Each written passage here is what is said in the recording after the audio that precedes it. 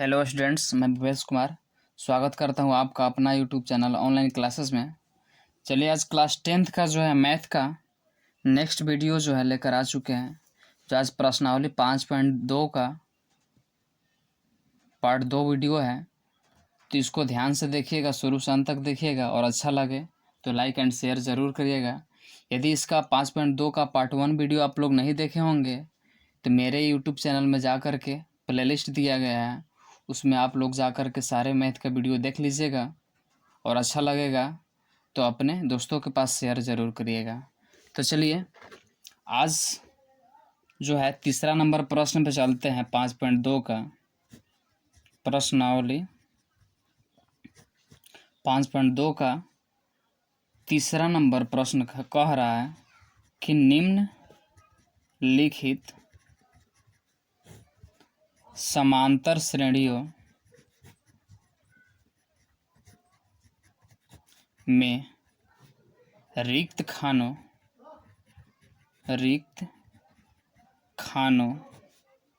के पदों को ज्ञात कीजिए। ज्ञात करें। रिक्त खान मतलब रिक्त स्थान को भरना है। तो देखिए, पहला नंबर प्रश्न है 2 खाली डब्बा 26। तो हमको इसमें जो है इस खाली डब्बे के जो है स्थान पर क्या आएगा उसका मान निकालना है। तो चलिए, इसको जो हम क्या करेंगे, चूँकि यह समांतर श्रेणी है तो जो जो मालूम है सबसे पहले उसको हम ज्ञात जो है उसको लिख लेते हैं। तो क्या क्या दिया है लिख लेते हैं। दिया है क्या, प्रथम पद मालूम है, तो प्रथम पद को ऐसे सूचित करते हैं, a बराबर 2 दिया है। देखिए, तो ये पहला पद है, ये दूसरा पद है और यह तीसरा पद है। तो पहला पद मालूम है और तीसरा पद मालूम है, तो तीसरा पद को हम a3 कहते हैं। तो a3 बराबर कितना दिया है, 26 दिया है। तो हम बताए हैं स्टूडेंट्स कि a3 यानी तीसरा पद का सूत्र क्या होता है, तो a + 2d होता है। तो a3 की जगह हम क्या लिख देंगे, a + 2d लिख सकते हैं। तो इसलिए a3 की जगह हम क्या लिख दिए, a + 2d लिख दिए, बराबर 26 है। तो देखिए, यह जो है समीकरण 1 इसको मान लिए। तो समीकरण 1 में देखिए a का मान हमको मालूम है, a का मान कितना है, तो 2 है। तो a का मान रखने पर रख देंगे तो d का मान निकल जाएगा। तो समीकरण 1 में a का मान रखने पर ऐसे लिख सकते हैं। तो समीकरण 1 यही है। तो इसके a की जगह हम कितना रख दिए, 2 रख दिए, प्लस 2d बराबर 26। अब देखिए d का मान निकल जाएगा। तो 2d बराबर 26 प्लस 2 इधर आए तो -2। 2d बराबर क्या होगा, 26 में से 2 घटा 24 हुआ। अब देखिए 2 गुना में है, इधर आएगा तो भाग में होगा। तो 12 दूना 24 यानी d का मान कितना आ गया, तो 12 आ गया d का मान। और हमको प्रथम पद मालूम है, ये है a बराबर 2। तो हम खाली स्थान को हमने मान निकाल सकते हैं। खाली स्थान यानी कि दूसरा पद निकालना है। तो दूसरा पद का सूत्र क्या होता है, a2 बराबर a + d होता है। तो a की जगह कितना है, तो a की जगह 2 है। और तो अब देखिए, हमको a का मान मतलब जो है 2 दिया है और d के जगह देखिए कितना दिया है, आ गया है 12 है। तो 2 और 12 कितना हो जाएगा, 14। तो d मतलब जो है हमारा दूसरा पद के याद कितना हो गया, 14। तो यही मेरा आंसर हुआ है। ठीक है, क्योंकि यह खाली स्थान मेरा कहाँ पे था, तो यह दूसरा स्थान पे था, यानी कि दूसरा पद हमको ज्ञात करना था। तो दूसरा पद ज्ञात करने के लिए हमको प्रथम पद और सार्व अंतर ज्ञात रहना चाहिए था। इसलिए हम प्रथम पद मालूम था लेकिन सार्व अंतर नहीं मालूम था, तो इसलिए हम सार्व अंतर को ज्ञात किए। उसके बाद जो है इसको हम दूसरा पद को निकाल लिए, क्योंकि दूसरा पद का सूत्र क्या होता है, a + d होता है। इसलिए इस प्रकार इसको हम निकाल लिए। ठीक है, अब नेक्स्ट जो है दूसरा नंबर प्रश्न पे चलते हैं। यह कह रहा है कि देखिए, यहाँ पे खाली स्थान, पहला पद पे खाली स्थान दिया है, यानी कि a1 ज्ञात करना है। दूसरा की जगह तो मालूम है लेकिन तीसरा की जगह नहीं मालूम है और चौथा की जगह भी मालूम है। तो तो हमको ज्ञात क्या करना है, प्रथम पद ज्ञात करना है और तीसरा पद ज्ञात करना है। तो देखिए हमको जो मालूम है सबसे पहले उसको लिख लेते हैं। तो क्या क्या दिया है उसको हम लिख लेंगे। तो दिया है दूसरा पद a2 बराबर कितना दिया है, 13 दिया है। a2 का सूत्र होता है a+d होता है, तो a+d बराबर 13 हो गया। समीकरण इसको हम क्या मान लेंगे, फर्स्ट मान लेंगे। इसी प्रकार जो है हमारा देखिए क्या तीसरा पद चौथा पद मालूम है। तो चौथा यानी कि a4 बराबर दिया है कितना, 3 दिया है। तो a4 का सूत्र होता है a+3d होता है। तो हम क्या कर लेंगे कि a+3d बराबर कितना है, 3 है। तो इसको हम समीकरण सेकेंड मान लेंगे।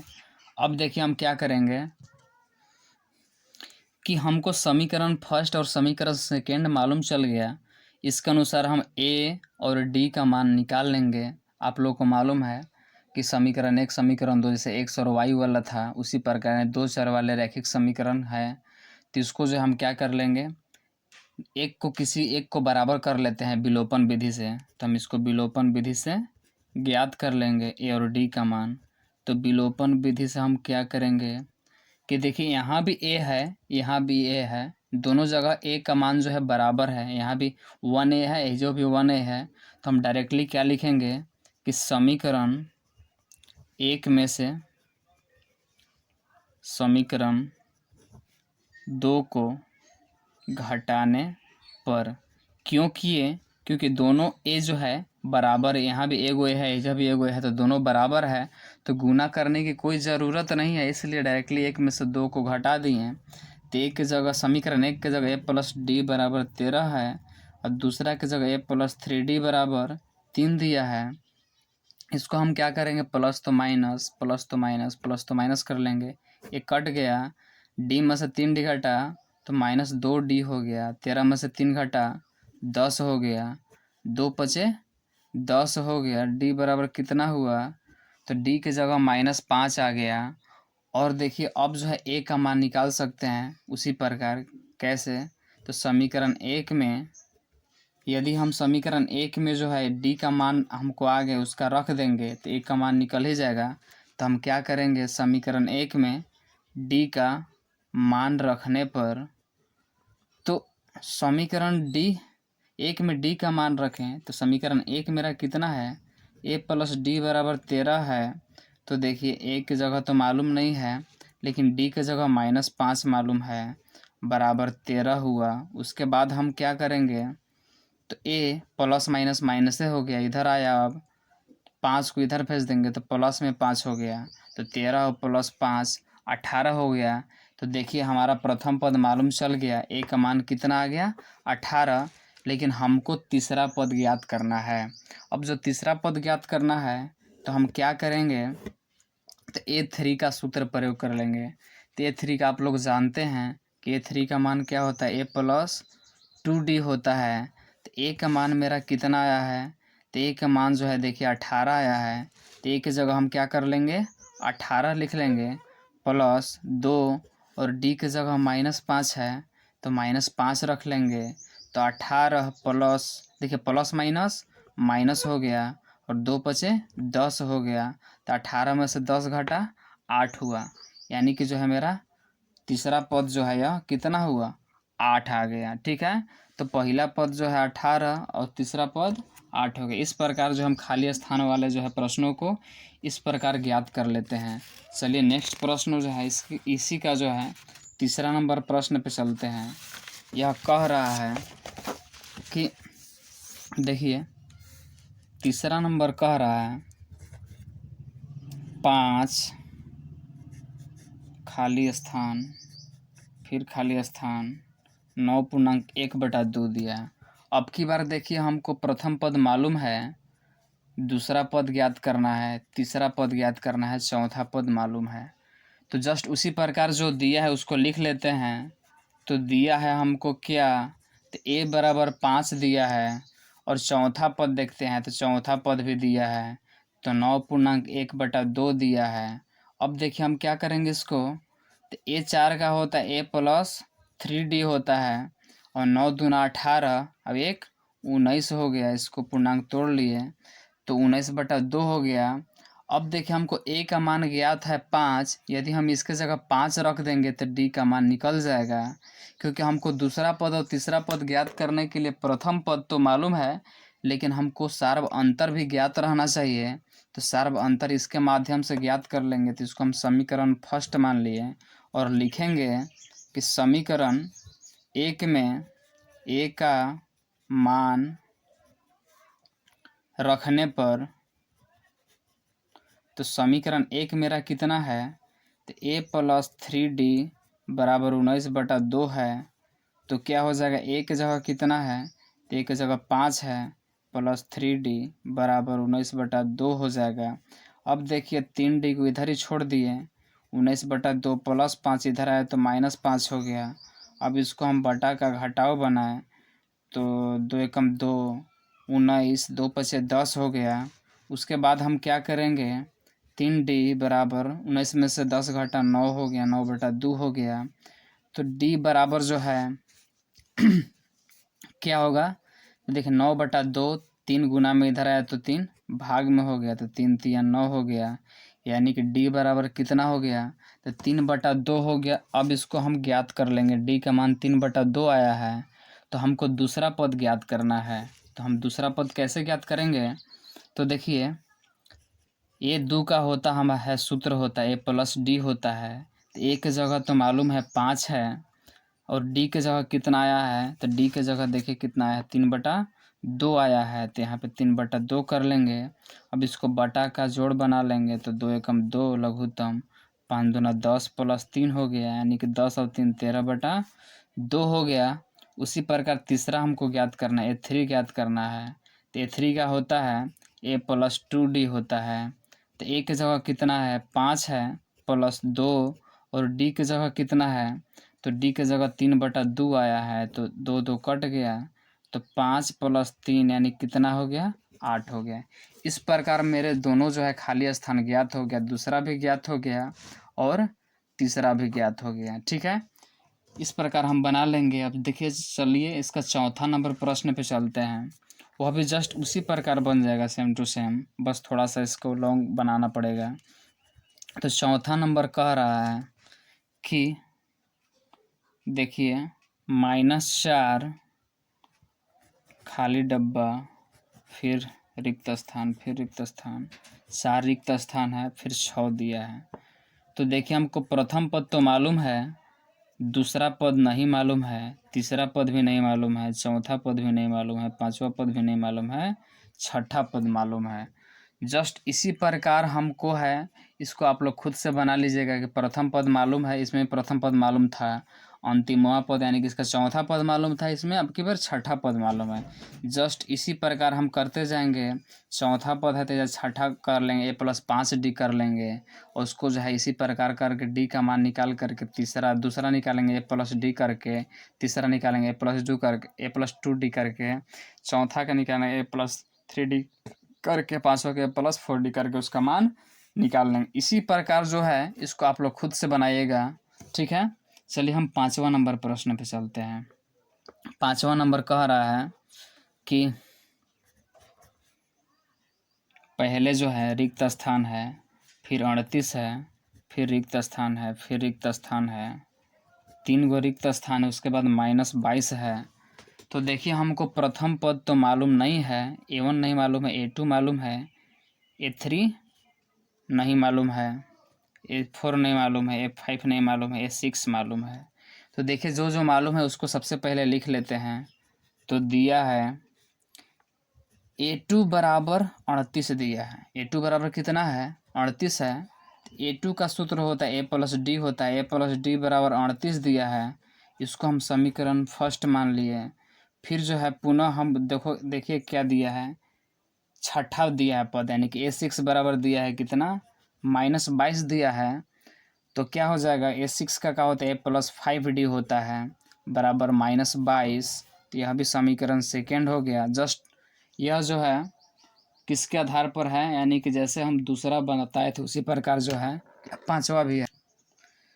तो देखिए इसमें क्या होगा, तो हम क्या करेंगे, देखिए ये भी ए है, एहिजा भी ए है, दोनों बराबर है, इसलिए समीकरण 1 में से समीकरण 2 को घटाने पर लिखेंगे। तो समीकरण 1 जो है ए प्लस डी है बराबर 38, समीकरण 2 है ए प्लस 5d बराबर -22। तो देखिए घटाने पर तो प्लस तो माइनस, यहाँ माइनस तो प्लस हो जाएगा, ए कट गया। अब देखिए यहाँ प्लस में माइनस में 5d में से एगो डी घटा तो कितना हुआ 4d, बड़ा ही है इसका, माइनस तो माइनस बराबर 38 और 22 कितना होगा, तो 38 और 22 जो होगा वह कितना होगा, तो क्योंकि ऊपर प्लस नीचे ही प्लस हो गया, तो 38 और 22 जो होगा 30 20 यानी 8 2 10, 3 2 5 1 6 60 हुआ। तो 15 चौका 60 हुआ, यानी डी बराबर कितना आया, -15 आ गया। तो डी का मान -15, और हमको देखिए अब ए का मान निकाल लेंगे। तो समीकरण 1 में